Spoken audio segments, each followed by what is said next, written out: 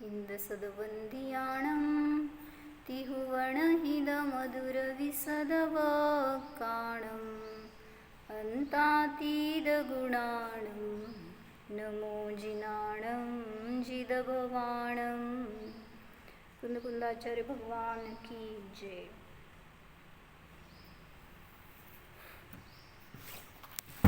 पाच भावांचं वर्णन बघत होतो आपण, तर त्याच्यामध्ये काल बघितलं आपण की तत्वार्थ सूत्राच्या दुसऱ्या अध्यायातल्या सगळ्या सूत्रांमध्ये पाच भाव कसे घटित होतात हे दाखवलं होतं। त्याच्यामध्ये फक्त दुसऱ्या अध्यायात सांगितलं मोक्षशास्त्रामध्ये जे काय शेवटी सार घेतलेला आहे दुसऱ्या अध्यायाचं त्याच्यामध्ये। तर तसंच सगळ्या अध्यायांमध्ये सुद्धा सगळ्या म्हणजे पहिल्या 4 अध्यायांमध्ये जीवतत्वाचं वर्णन आहे, तर त्या 4 अध्यायांमध्ये यथा योग्य जिथं घटित होतं तिथं लावून घेऊ शकतो। जे पहिल्या अध्यायामध्ये तर ज्ञान सामान्याचं वर्णन येत आहे, ज्ञान प्रमाण याच्या विषयी वगैरे। दुसऱ्या अध्यायामध्ये लावलो आपण। तिसऱ्या अध्यायामध्ये पहिल्यांदा नारकींचं वर्णन आलं, तर ते बघितलं होतं नारकी जीवांना किती भाव आहेत। पहिल्या नरकामध्ये 5 भावापैकी पहिल्या नरकामध्ये किती भाव असणार सोनल?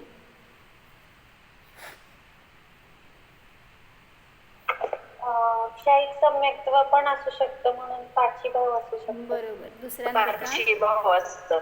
बरोबर। दुसऱ्या नरकात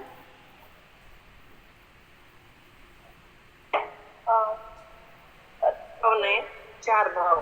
बरोबर। 4। तिसऱ्या, चौथ्या, 5व्या, 6व्या, 7व्या नरकात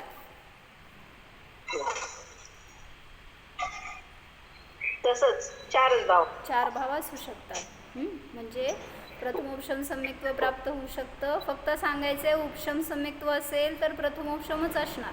औपशमिक भाव जे असणार ते नियमाने प्रथमोपशमाच्या अपेक्षेनेच असणार। द्वितीयोपशमाचा तिथं काही संबंध नाही। द्वितीयोपशम सम्यक दृष्टी नरकात जात नाही। त्यामुळं क्षयिक भाव असेल ते एक्सेप्शन आहे। पहिल्या नरकामध्येच फक्त क्षयिक भाव आढळणार। त्यामुळं पहिल्या नरकाच्या नारकींमध्ये 5ही भाव दिसणार, पण दुसऱ्यापासून खालच्या नरकातल्या सगळ्या नारकींमध्ये क्षयक्षमिक, औपशमिक, औदैक आणि पारिणामिक हे 4ही भाव दिसतील। पण नियमाने जन्मताना किती भाव असणार दुसऱ्या नरकापासून खाली? हे घ्यायचं घ्या म्हणा। दुसऱ्या नरकापासून खाली जन्मताना किती भाव असणार?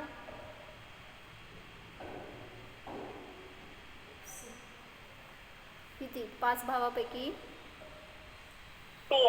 3 भाव असणार, कारण सम्यक्त्व तर असणार नाही। औपशमिक सम्यक्त्वाचा संबंधच नाही आहे। त्यामुळं क्षयक्षमिक, औदैक आणि पारिणामिक हे 3 भाव विग्रहगती म्हणा, जन्मताना म्हणा, अपर्याप्त दशेमध्ये जिथं असेल तिथंपर्यंत 3 भाव असणार। आणि नंतर पर्याप्त झाल्यावर त्याचं अंतर्मुहूर्त काळ गेल्यानंतर जर सम्यक दर्शन प्राप्त करेल तर 4 भाव असतील।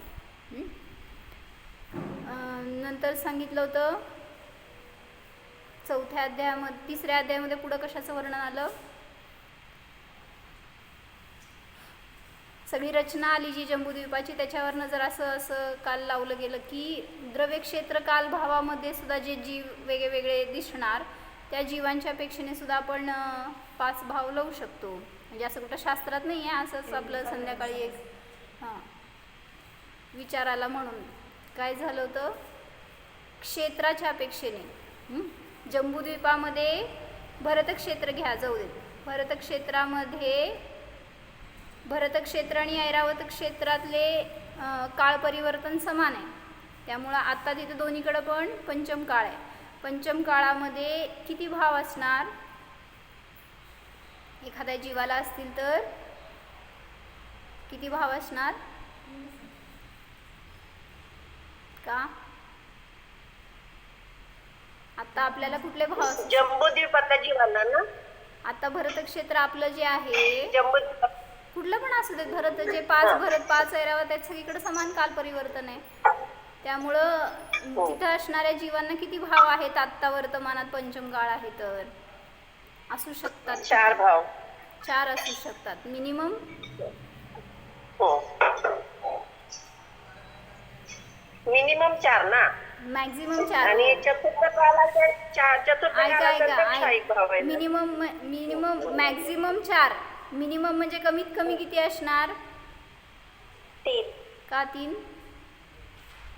औदयिक, पारिणामिक आणि क्षायक्षमिक असतातच. बरोबर. औक्षमिक भावाची प्राप्ती झाली तरच 4 भाव पकडणार, अन्यथा त्या जीवाला 3च भाव असणार. मग हे भरत ऐरावत सोडा आणि जम्बूद्वीपामध्ये जे काही मधले क्षेत्र आहेत किंवा बाकीचे सगळे असंख्य द्वीप समुद्र आहेत, सगळीकडं कुठल्या जीवांना किती भाव असतील? मनुष्य किंवा तिर्यंच. सगळीकडे फिरून यावं लागेल म्हणा की. 2.5 द्वीपामध्ये सगळीकडे फिरून यायचं, नाहीतर मग बाहेर असंख्य द्वीप समुद्रात फिरून यायचं. जे मनुष्य आणि तिर्यंच आहेत त्यांना किती भाव असणार? का? जे मध्ये सगळे भूमी आहे ती कुठली भूमी आहे? कर्मभूमी आहे का भोगभूमी आहे? आता मध्ये विदेह क्षेत्र आहे, विदेह क्षेत्रामध्ये किती भाव असणार जीवाला? 5 भाव असणार 5 ना. भाव असणार, कारण चतुर्थ काळ आहे तिथं. विदेह क्षेत्रामध्ये एक क्षयिक भाव सुद्धा असू शकतो. मोक्षय म्हणल्यावर 5 भावांची तिथं प्राप्ती आहे जीवाला.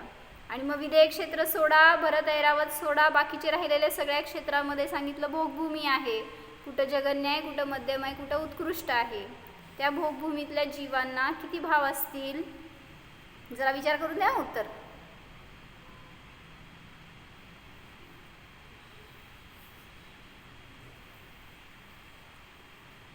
सगळे विचार करायला म्यूट झाले.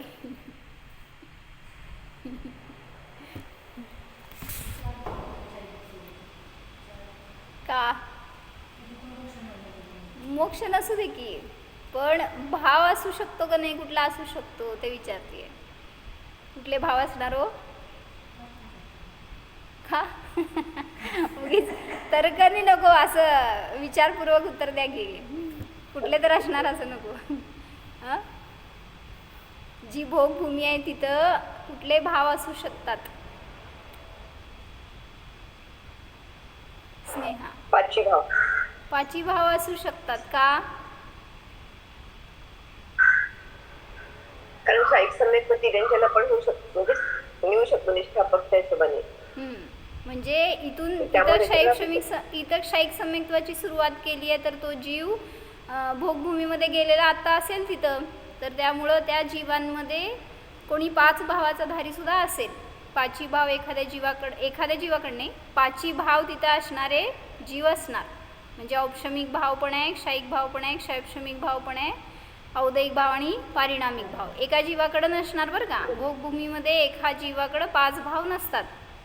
ज्या जीवाला क्षायिक भाव असणार त्याच्याकडे औक्षमिक भाव नसणार, त्यामुळे त्याला 4च भाव. म्हणजे मॅक्झिमम एका जीवाच्या पेक्षा 4 भाव, पण असतील का नाही तर 5 भाव तिथं आढळू शकतात. असं मनुष्य आहेत का तिथं क्षायिक समेत दृष्टी भोगभूमीमध्ये जातात का घेऊन? हो. ओ म्यूट आहे, म्यूट. हो, जातात. होय का? म्हणजे पूर्वी मनुष्यायू बांधली आणि गेले असं का? हो. कन्फर्म आहे स्नेहा? म्हणजे मनुष्याही बांधली, पण नंतर त्याला क्षायिक समेत झाला असणार हां. त्या जीवाला.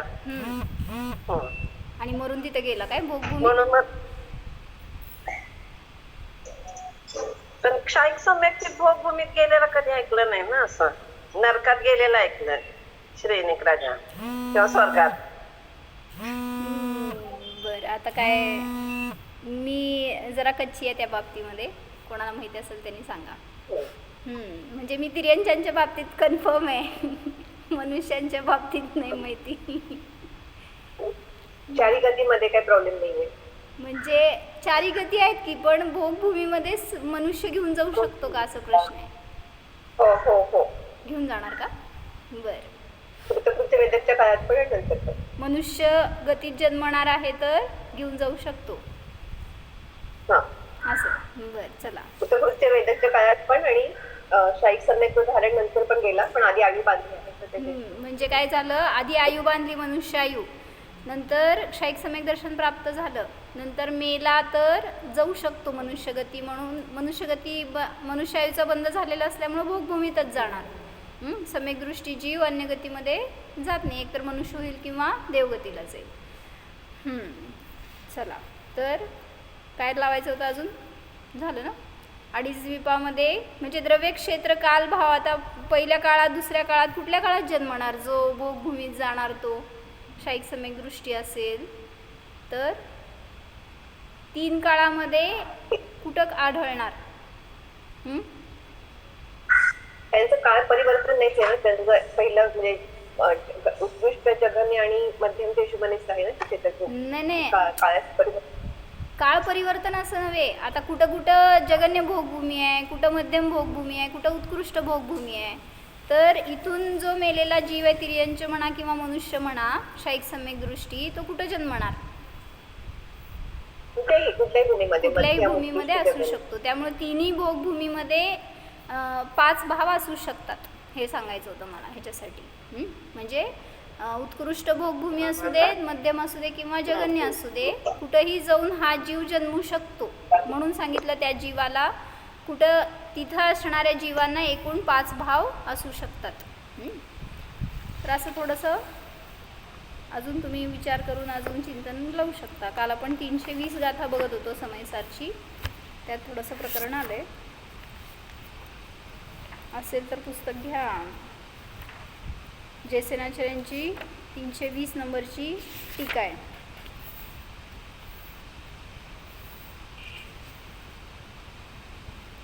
काय वाचलं होतं काल आपण, औपशमिक आदी 5 भावांमध्ये कोणत्या भावाने मोक्ष होतो असा प्रश्न होता.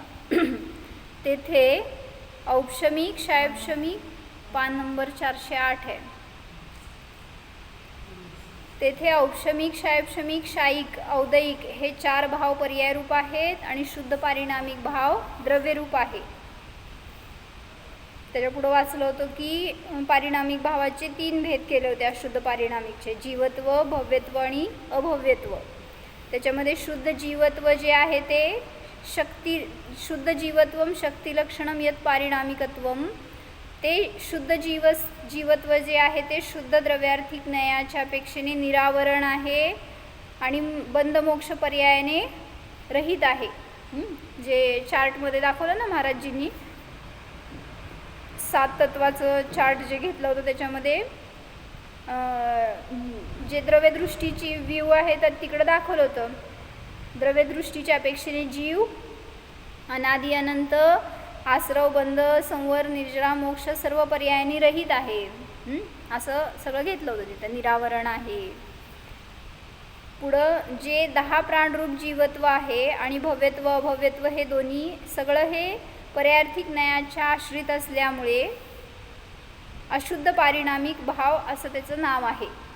पर्याय आश्रित जे जे भाव आहेत ते अशुद्ध पारिणामिक आहेत असं घेतलं होतं काल. आणि संसारी जीवांमध्ये शुद्ध नयाने शुद्ध जीवत्वच आहे. जसं की सिद्धांमध्ये 10 प्राणरूप जीवत्व आणि भव्यत्व, अभव्यत्वाचा अभाव असल्यामुळे त्यांच्या ठिकाणी जसं शुद्ध जीवत्व आहे तसंच संसारी जीवांच्या मध्ये सुद्धा शुद्ध नयाने शुद्ध जीवत्वच आहे.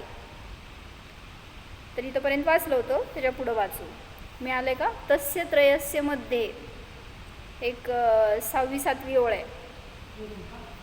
मधल्या दुसऱ्या पॅरेग्राफमध्ये 6वी-7वी ओळ आहे.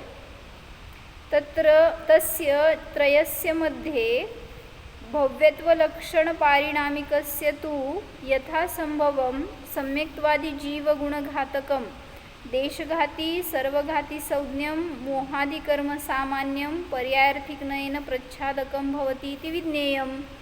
त्या 3 मध्ये, कुठल्या 3 मध्ये,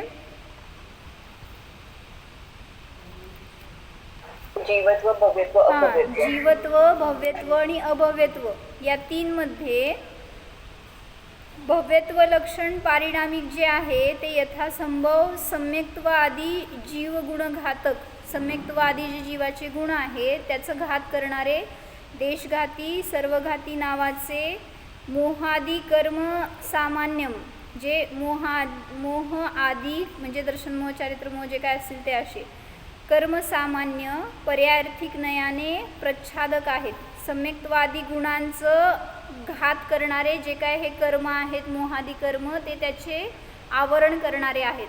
म्हणजे म्हणायचे थोडक्यात काय, दर्शन मोह चारित्र मोह हे जीवाच्या सम्यक्त्व चारित्र आदी गुणांना झाकतात म्हणा, घाततात म्हणा.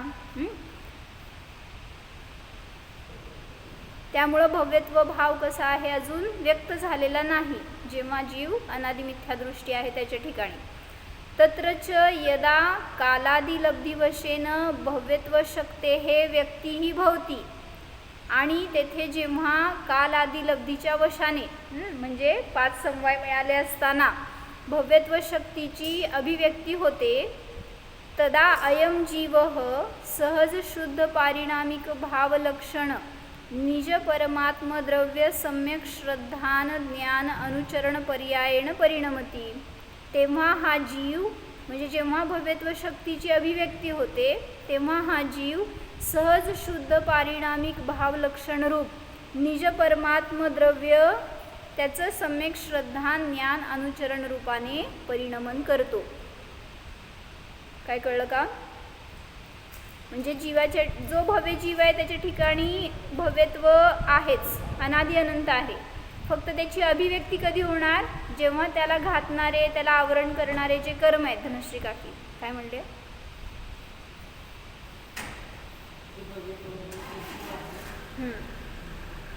भव्य जीव जो आहे त्याच्याजवळ भव्यत्व कधी आलं आहेच, फक्त जोपर्यंत मिथ्यादृष्टी गुणस्थानामध्ये तोपर्यंत त्याच्यावर कर्मांचं आवरण आहे, झाकलेलं आहे, ते घातलेलं आहे म्हणा. आणि जेव्हा त्याची अभिव्यक्ती होते त्यावेळेस तिथं श्रद्धा ज्ञान आणि चारित्र्यामध्ये समीचीनपणा प्राप्त होतो हे सांगितलं. तच्च परिणमनम आगमभाषया औपशमिक क्षायोपशमिक क्षायिकम भावत्रयम म्हणते. तेथे आणि ते परिणमन आगम भाषेच्या अपेक्षेने औपशमिक क्षायोपशमिक क्षायिक हे 3 भावरूप आहे असं म्हटलं जातं. जेव्हा भव्यत्वाची अभिव्यक्ती होते त्यावेळेस त्या जीवाकडं हे 3 भाव आहेत असं म्हटलं जातं. कुठलं? औपशमिक क्षायोपशमिक आणि क्षायिक. ह्याला म्हणायचं आगम भाषा. अध्यात्म भाषेने काय सांगा? आगम भाषेने त्याच्याजवळ 3 पैकी कुठले तरी भाव आहेत. अध्यात्म भाषेने अध्यात्म भाषाच माहीत नाही आम्हाला आजपर्यंत. म्हणजे म्हणायचं शुद्धोपयोग आहे. जेव्हा अध्यात्म भाषेने सांगतो तेव्हा आत्म्याशी रिलेटेडच करणार, म्हणजे आत्मसापेक्ष म्हणा किंवा काय अंगप्रविष्ट म्हणा असे कथन येणार. अध्यात्म भाषया पुनः शुद्धात्माभिमुख परिणाम शुद्धोपयोग इत्यादी पर्याय संज्ञाम लभते. आगम भाषेने तुम्हाला कर्मांकडनं वगैरे बोललं जाईल, त्यामुळं म्हटलं तिथं औपशमिक क्षायोपशमिक क्षायिक भाव असतील. पण अध्यात्म भाषेने जेव्हा सांगणार त्यावेळेस इथं शुद्धोपयोगच आहे, जो शुद्धात्माभिमुख परिणाम आहे. आता इथं जरी अभिमुख म्हटलंय तरी सुद्धा सांगितलं की तो आत्म्याला ग्रहण केलेलाच परिणाम धरायचा. असं नाही की अभिमुख म्हणजे अजून तिकडं चाललाय, वाटचाल आहे त्याची, काय म्हणायचं अजून पोचलेला नाही असं नाही. शुद्धोपयोग जिथं प्राप्त झाला तिथं तो जीव शुद्ध आत्म्याला ग्रहण केल्यावरच शुद्धोपयोगाची प्राप्ती होते. अभिमुख म्हटलं म्हणून अनेक ठिकाणी असं वाद येतो तो शब्द आल्यामुळं. शुद्धात्माभिमुख परिणाम असतो पण शुद्धोपयोग नसतो असं कोणाकोणाची मान्यता. पण जिथं शुद्धात्म्याला अभिमुख केलेला परिणाम आहे म्हणलं तर तो शुद्धोपयोगच आहे. काय कळलं?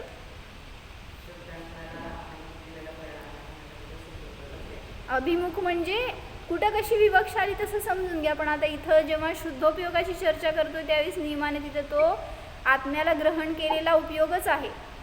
असं नाही आहे की आत्म्याकडे चाललेला उपयोग, असं नाही. अभिमुख शुद्धोपयोगाची पर्याय सम्यक दर्शनाची जी पर्याय आहे तीच शुद्धात्माभिमुख म्हणली गेली. परत वाचते. अध्यात्म भाषया पुनः शुद्धात्माभिमुख परिणामः शुद्धोपयोगः इत्यादी पर्याय संज्ञम लभते. अशा पर्याय संज्ञा म्हणजे ते समानार्थी शब्द आहेत. शुद्धात्माभिमुख परिणाम म्हणा, शुद्धोपयोग म्हणा, सम्यक दर्शन म्हणा, भावना म्हणा, असं ते घेतलेत ना. स्वसंवेदन म्हणा, द्रव्यसंग्रहच्या 58 गाथेमध्ये का काहीतरी. सहज पर्याय शुद्ध पारिणामिक भावलक्षण शुद्धात्मद्रव्यात कथंचित भिन्न. सावधान, काय सांगितले. आणि ती पर्याय जी शुद्धोपयोगाची पर्याय आहे ती शुद्ध पारिणामिक भावलक्षण रूप शुद्धात्मद्रव्यापासून कथंचित भिन्न आहे. कुठनं आली हो मग? पर्याय जर द्रव्यापासून भिन्न आहे तर कुठनं आली? बाहेरून आली का? मग भिन्न हा, तो द्रव्याचा स्वभाव नाही म्हणून कथंचित भिन्न आहे. कुठलीही पर्याय असू देत, शुद्ध असू दे, अशुद्ध असू दे, शुभ असू दे, अशुभ असू दे, ती द्रव्यापासून कथंचित भिन्न आहे. कारण द्रव्याबरोबर शाश्वत राहणारी नाही आहे ती. म्हणून स्वतःपासूनच एकतर उत्पन्न झाली आणि स्वतः नष्ट होणारी आहे, किंवा द्रव्यापासून उत्पन्न झाली म्हणत असताना ती द्रव्याशी कथंचित भिन्न आहे, कथंचित अभिन्न आहे. भाव म्हणू शकतो का? हां, बरोबर आहे की. द्रव्य म्हणजे पर्याय नाही, पर्याय गुण नाही, हे असं म्हणत असताना जेव्हा अन्यत्व सांगणं त्यावेळेस तिथे ते अतत भावरूप लक्षण म्हटलं तर चालतंय. कुठं गेलं? सहज पर्याय शुद्ध पारिणामिक भावलक्षण शुद्धात्मद्रव्यात कथंचित भिन्न. घ्या की समयसार. शुद्धात्मद्रव्यापासून कथंचित ती भिन्न आहे. कस्मात भावना रूपत्वात. काय म्हणलं? भावना रूप असल्यामुळं ती पर्याय त्या द्रव्यापासून कथंचित भिन्न आहे. भावना रूप म्हणा, ध्यान रूप म्हणा.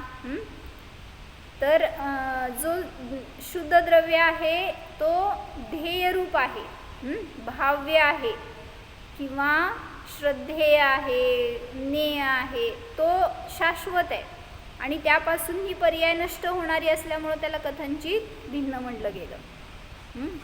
शुद्ध पारिणामिक तू भावनारूप न भवती. जो शुद्ध पारिणामिक भाव आहे तो भावनारूप होत नाही, म्हणजे जो ध्येय आहे तो ध्यानरूप होत नाही.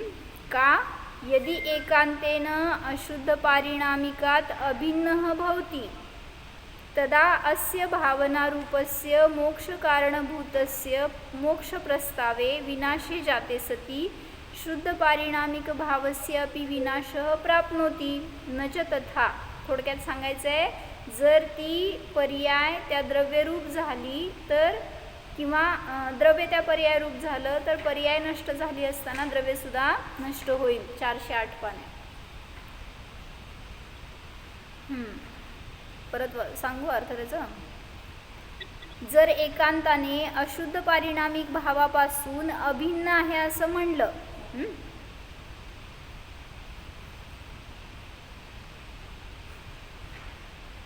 तर तेव्हा या भावनारूप असणाऱ्या मोक्षाच्या कारणभूत प्रस्तावामध्ये त्याचा विनाश झाला असताना शुद्ध पारिणामिक भावाचा सुद्धा विनाश प्राप्त होतो. शुद्ध पारिणामिक भाव म्हणजे द्रव्याचा स्वभाव, आणि अशुद्ध पारिणामिक भाव म्हणजे पर्यायार्थिक नयाने जे काही परिणमन चालू आहे ते, भलेही तिथं शुभ असू दे, अशुभ असू दे, किंवा शुद्ध परिणमन असू दे, त्याला म्हणलं अशुद्ध पारिणामिक. मग जो अशुद्ध पारिणामिक भाव आहे तो विनश्वर आहे, क्षणिक आहे. मग जर हा अशुद्ध पारिणामिक भाव त्या शुद्ध पारिणामिक भावाशी अभिन्न आहे असं म्हणलं, तर एकांताने अभिन्न आहे असं म्हणलं, तर सांगितलं या पर्यायाबरोबर त्या द्रव्याचा सुद्धा सर्वथा नाश होऊन जाईल. नच तथा, तसं तर होत नाही. द्रव्याचा, कुठल्याही द्रव्याचा नाश त्रिकालामध्ये होत नाही. म्हणून पर्याय जरी नष्ट झाली तरी सुद्धा शुद्ध पारिणामिक भाव अविनश्वर आहे. ततः शुद्धोपयोग पर्यायाला पण अशुद्ध म्हणले का? अशुद्ध पारिणामिक, हा, शुद्ध पारिणामिक आणि अशुद्ध पारिणामिक असं दोन, हा, पर्यायार्थिक न्यायाच्या अपेक्षेने म्हणून अशुद्ध पारिणामिक म्हटलं. म्हणूनच मी स्पेशली त्या वर्डला घेतलं कारण त्यांनी तो शब्द घेतला इथं. अशुद्ध पारिणामिक म्हटलं तरी सुद्धा अशुभ भाव असं नाही आहे. जी काय पर्याय आहे ती सगळी अशुद्ध पारिणामिक रूपच. मग ती शुद्ध पारिणामिकपासून कथंचित भिन्न आहे, कथंचित अभिन्न आहे.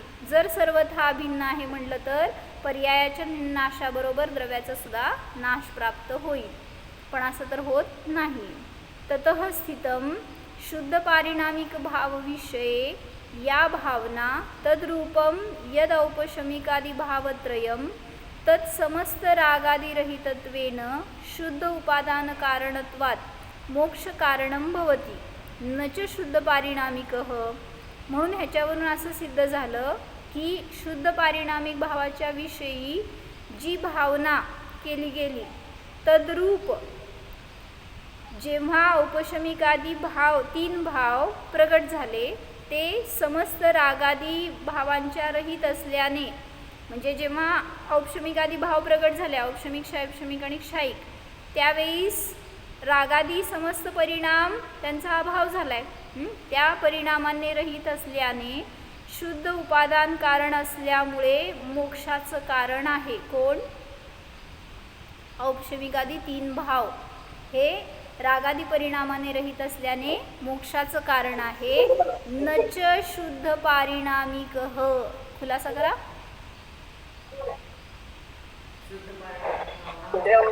नाही. भीती वाटली का ऐकायला? शुद्ध पारिणामिक भाव मोक्षाचं कारण नाही. बरोबर आहे का चुकीचं आहे? हो, लगेच असं तयार. म्हणजे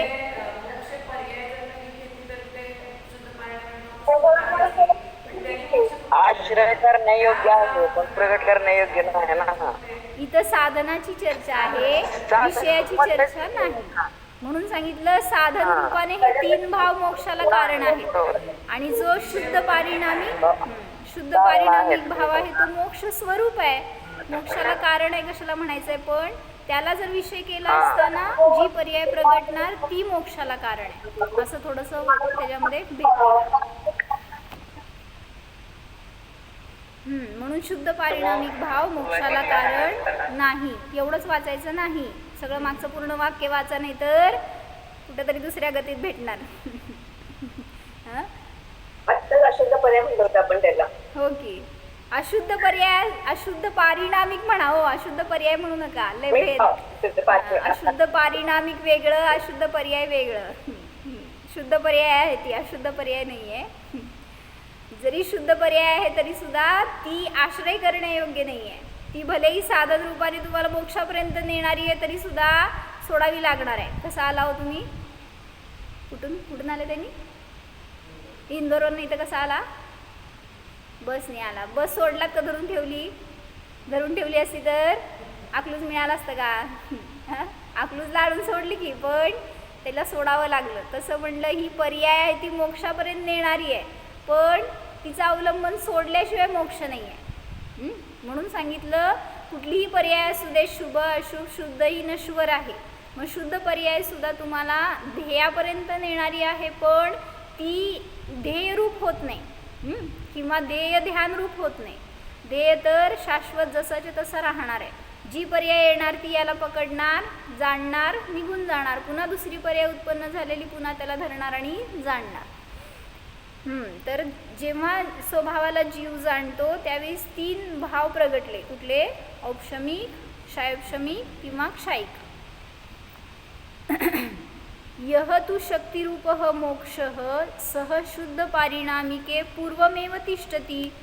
परंतु जो शक्तिरूप मोक्ष आहे तो शुद्ध पारिणामिक भाव पूर्वीच आहे.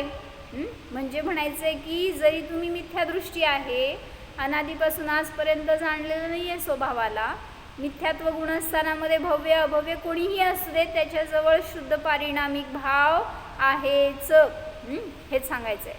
मग याच्यावर एकाने वाद घातला होता की अभव्य जीवाकडं शुद्ध पारिणामिक भाव कसा नसतो म्हणा, त्याचा तेवढा अशुद्ध म्हणा, असं झालं होतं. पण तिथं सिद्ध केलं की जो पण जीव असेल मिथ्यात्व गुणस्थानामध्ये सगळे समान आहेत, भेदभाव नाही आहे बरं का त्यांच्या ठिकाणी. काय म्हणले मी, ज्यांनी अजून आजपर्यंत धर्माची प्रगटता केली नाही आहे, स्वभावाची प्राप्ती केली नाही आहे, तर पहिल्या गुणस्थानात समभाव आहे सगळ्यांच्या विषयी.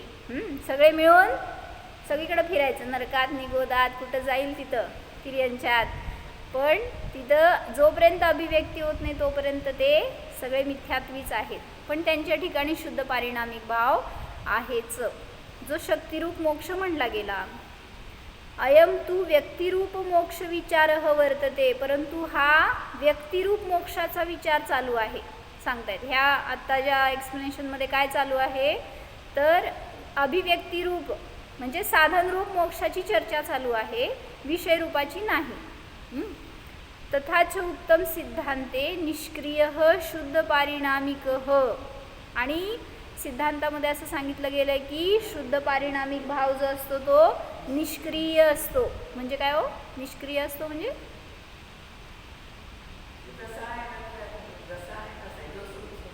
कर्माची अपेक्षा नाही आहे तसंच आहे, म्हणजे त्याच्यामध्ये बदल होत नाही ना. मग परिणामन होते म्हणता की तुम्ही. निष्क्रिय म्हटलं, कर्माची अपेक्षा नाही असं म्हणू शकतो ना. नित्य नित्य रूपाने परिणाम तर आहे, पण नित्य अर्थक्रिया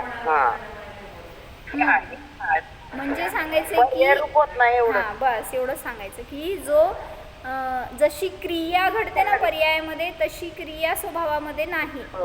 जी क्रिया प्रगट झाली ती पर्यायामध्ये नश्वर आहे, एका समयानंतर दुसरी समयात जी पर्याय प्रगट झाली ती क्रिया दाखवतीये.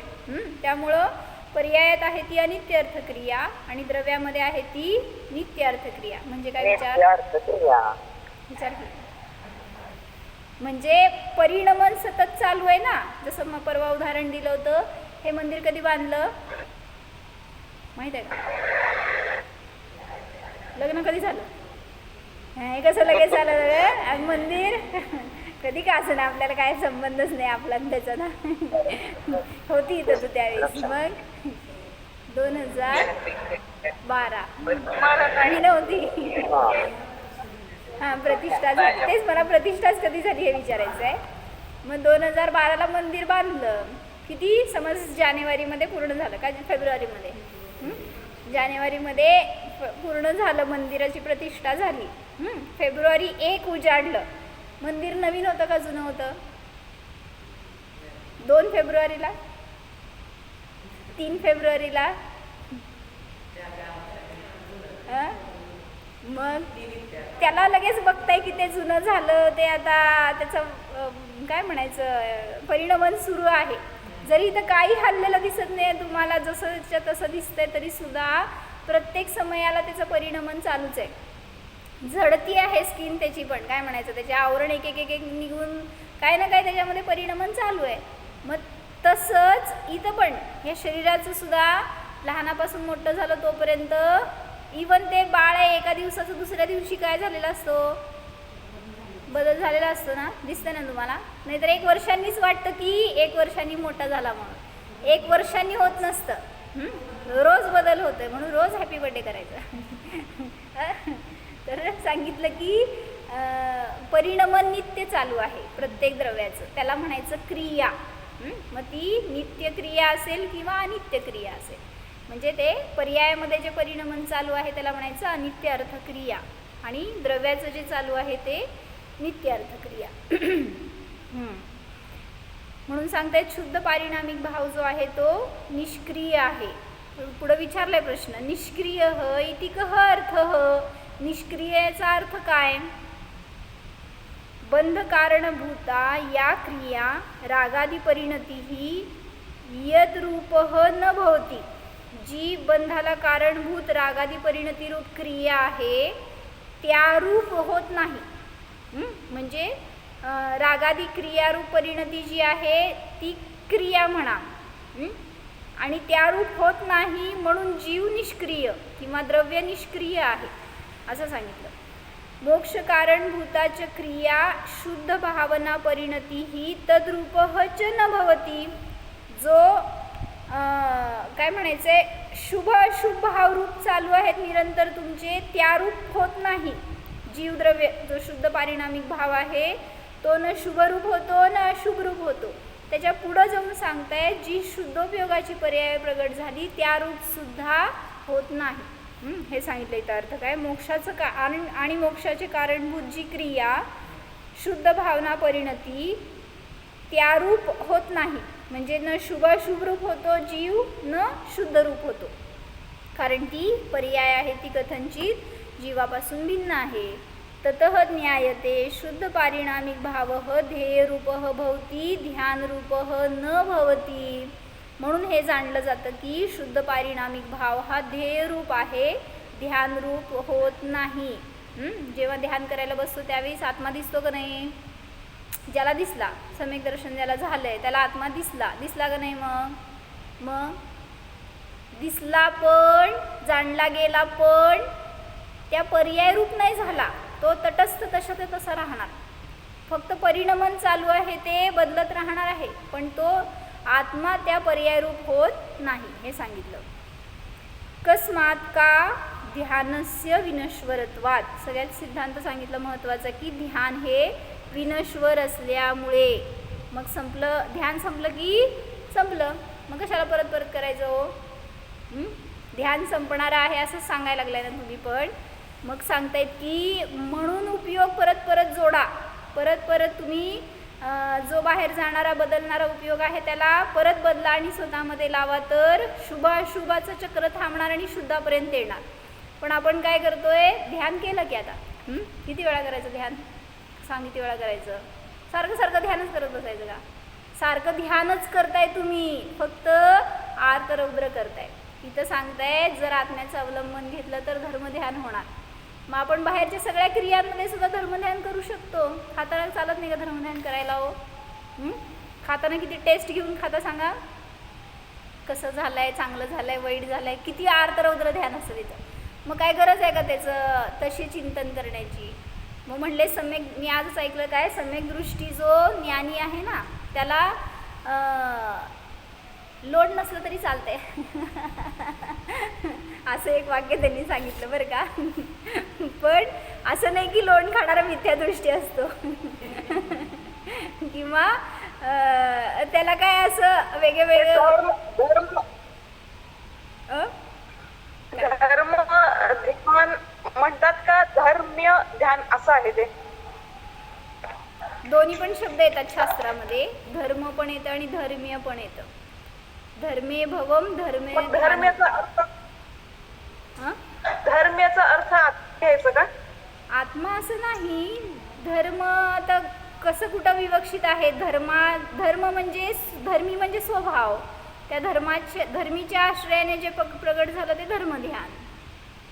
असं थोडंसं त्याच्यामध्ये येतं वर्णन, कुठं कसं आलं तसं बघून घ्यायचं. म्हणून सांगितलं ध्यान विनश्वर आहे पण ध्येय विनश्वर नाही. काय समजलं सांगा मिहिरा? सगळं समजलं म्हणून सांगा. काय नाही समजलं विचारा, मी सांगते. जो आत्मा आहे तो स्थिर आहे आणि जी पर्याय आहे ती परिणमनशील आहे. मग ती एक पर्याय येणार निघून जाणार, दुसरी येणार निघून जाणार, पण जी पण पर्याय बहिरंगात उत्पन्न होऊ दे, शुद्धात्मा तर सगळ्या पर्यायामध्ये कॉन्स्टंट आहे. मग हे समजून काय फायदा आपल्याला? खूप मस्त फायदा होतो. जेव्हा मला ह्याचं भावभासना झाली ना, असं त्यावेळेस अनेक ठिकाणी मी ते लावलं होतं बरं का. असं म्हणजे यात्रेला चाललो होतो आम्ही आणि काहीतरी असं गाडी ठरवून त्या गाडीतनं चाललो होतो. मग ते जाताना पण विचार काय, यात्रा करायची हे करायचं ते करायचं. मग तिथं दर्शन झालं, दर्शन करत असताना वेगळे भाव, खातो पितो त्यावेळेस तिथं तेव्हा वेगळे भाव, आणि मग परत येत असताना सगळं रिकॉल चाललं होतं ना. मग म्हटलं जाताना आत्मा कसा होता हो, तिथं दर्शन करताना कसा होता, जरी टाइमपास करतोय इकडं तिकडं खातोय पितोय फिरतोय तेव्हा कसा होता आत्मा, परत येतोय तेव्हा कसा होता. आत्म्यात काय बदल झाला? काय झाला? यात्रा मी केली, जत्रा तुम्ही करता तेव्हा काय फरक असतो? कुठं जातो ना फिरायला का नाही? सगळीकडे जाता मग माहिती आहे. यात्रेला जावा, त्याच्या निमित्तात कल्याण होणार. मग जिथं पण गेलं तरी सुद्धा आत्म्यात काय फरक पडतो? आपल्याला वाटतं आनंद झाला म्हणून, आनंद झाला कुठं?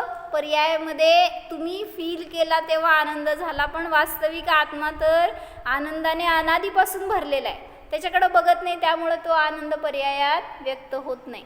म्हणून सगळीकडे लावायचं. आता इथं बसलाय ना, आत्मा काय करतोय सांगा? जाणतोय. इथून बाहेर जाणार, आत्मा काय करणार? सगळं बाहेरचं कोण बघणार? बघत असताना सुद्धा आत्मा जाणतोय. जेवायला बसल्यावर आत्मा सगळीकडे असं थोडंसं विचार ठेवायचं, एक सावधानता की मी जाणतोय. खावा नाही, खायला नाही म्हणत नाहीत तुम्हाला, पण जाणतोय का नाही? सतत जाणण्याची क्रिया चालूच आहे. म्हणून तिथं त्यांनी हे समयसारमध्येच 193 नंबरची गाथा घेतली निर्जराधिकारमध्ये. तर त्यांनी सांगितलं की जो सम्यक दृष्टी जीव आहे तो काय करतो? उवभोगमिंदियेहिं दव्वाणम छेदनाणमिदराणम जमकुणदी सम्मदिठी तम सव्वम निज्जर निमित्तम. म्हणजे काय? उवभोगमिंदियेहिं, जे काही इंद्रियांच्या द्वारे सचित्त अचित्त द्रव्यांचा तो भोग घेतो सम्यक दृष्टी जीव. म्हणजे सचित्त म्हणजे आपली मुलं मुली आले, नवरा बायको आई वडील सगळ्यांच्या बरोबर राहत असताना जो आनंद भोगतो. अचित्त म्हणजे आपले कपडे दागिने घर वैभव ह्याच्यातून आनंद पण मिळवायचा प्रयत्न करतो. सगळ्याच्या मध्ये राहतो की, पण तरीसुद्धा त्याला निर्जरा सतत चालू आहे. सम्यक दृष्टी जीवाला सतत निर्जरा चालू आहे. का? कारण श्रद्धा ही आहे की जरी मी ह्याच्यामध्ये आहे तरीसुद्धा ह्याच्यापासून भिन्न आहे. मग त्यांनी तिथं प्रश्न विचारला. भरत चक्रवर्तींनी म्हणले 96,000 राण्यांचा भोग घेतला, मग त्याला कसं सम्यक दृष्टी म्हणायचो? तो तर आमच्यापेक्षा किती गृद्धता असेल त्याच्या ठिकाणी. आम्ही एक नवरा एक बायको म्हटलं तर तुम्ही आम्हाला म्हणताय मोही. त्याचा किती मोह सांगावं? चक्रवर्तीला किती? 96,000 राण्या आणि परत ते सगळं इतकं मोठं वैभव वगैरे. मग ते सगळ्यामध्ये राहत असताना तो जास्त पापी का आपण जास्त पापी? का? तसं काय त्याच्या परिणाम आहे का? चक्रवर्ती नरकाला पण जातोच की एखादा चक्रवर्ती. मग वर गेलेल्यालाच विचारायलोय आम्ही. आम्ही वर जाणाऱ्यालाच विचारायलोय. वर जाणार असला तरी सगळं भोगतोयच. स्वर्गात जाऊ दे नाही तर मोक्षाला जाऊ दे, सगळ्या चक्रवर्तीला नियोग आहे. 96,000 राण्या असणारच. आता भोगा बघू. म्हणजे ज्याला वाटते की मला चक्रवर्तीचं वैभव पाहिजे ना, त्याला एक नाही 96,000 सांभाळावे लागतात. तरी सुद्धा सांगितलं त्याच्यामध्ये तो अलिप्त असतो. जसं ध्येय ध्यान रूप होत नाही तसं तो सम्यक दृष्टी जीव त्या भोग रूप होत नाही, त्या भोगामध्ये आसक्त होत नाही. ते म्हणजे माझं जीवन अशी त्याची मान्यता नसते. म्हणून सगळं करत असताना सुद्धा निर्जरा चालू आहे. म्हणून सांगितलं असं आपल्याला सुद्धा आपला ध्येय आत्मा मिळाला तर तुम्ही दुकानात बसला तरी सुद्धा काय करू शकता हो? आहे का? आत्ता दुकानातच आहे का? नाही ना. ते मोबाईल असलं की दुकानातच असतो आपण, माहिती आहे का? तिथलं चालू असतं ना सारखं. मग कुठं जातो सांगा? एवंभूत ज्ञानाने जो विचार करतो तिथं पोचलेला असतो.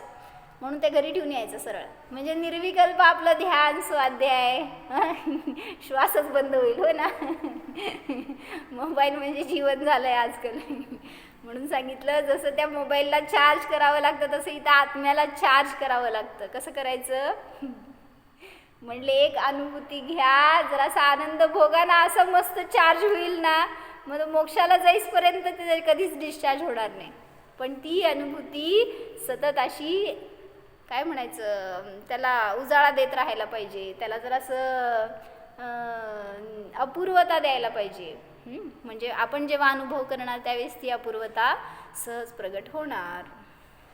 हो, जाणा. आनंद घन स्वरूपोहम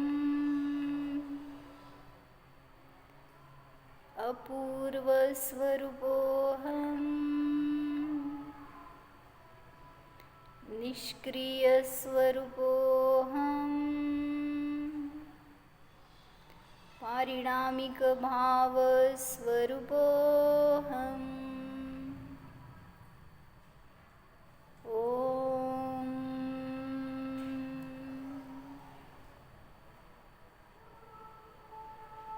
विसर्जन. नमो हरी.